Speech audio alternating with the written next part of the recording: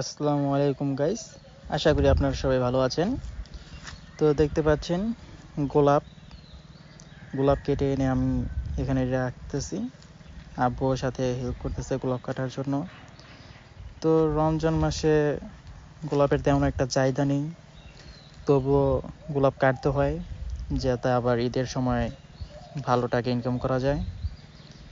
এখন গোলাপও তেমন একটা বেশি সুন্দর লাগে না, বেশি বড় হয় না, ফুল একটু ছোট ছোট সাইজেরই হয়। গোলাপে এখন কম বাগানে। তো আপনারা দেখতে পাচ্ছেন বাগানে গোলাপ খুবই কম। তারপর আবার গোলাপের চাহিদাও এখন তেমন একটা ভালো নেই। তো এইদিকে আব্বু ফুল কাটতেছে,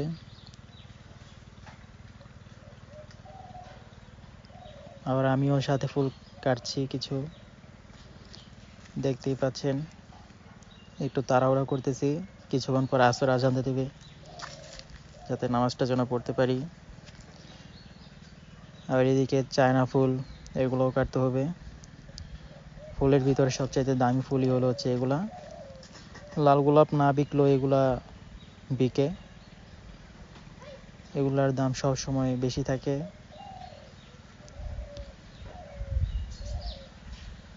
তো বাগান এখন একদমই পুরোই ফাঁকা ফাঁকা, বেশ একটা ফুলও নেই। তো এখানে চায়না ফুল কেটে এনে রেখেছি, যতগুলো চায়না ফুল হয়েছে। চায়না ফুল এখন 2 টাকা 3 টাকা করে বিক্রি হয়, আর লালগুলা 58 টাকা পিস। লাল গোলাপ এখন আমরা ঝাঁকায় ভরতেছি, ফুলগুলো পানিতে ভিজিয়ে ভিজিয়ে যাতে তরতাজা থাকে। মার্কেটে নিয়ে যাওয়া হবে, মার্কেটে নিয়ে গিয়ে ফুলগুলো বিক্রি করা হবে।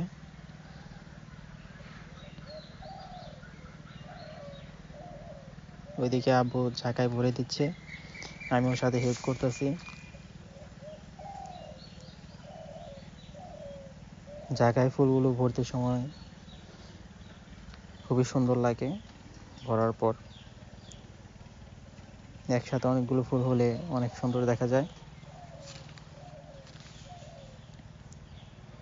দেখতেই পাচ্ছেন কতটা সুন্দর লাগতেছে ফুলগুলো।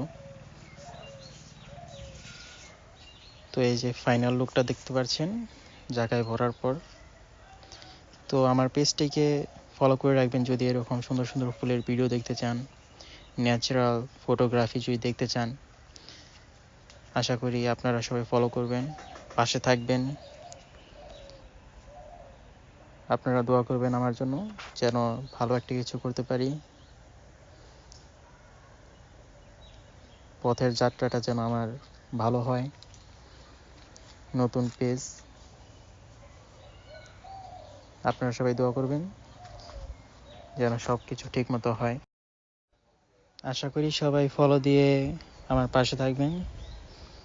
সবাইকে আসসালামু আলাইকুম।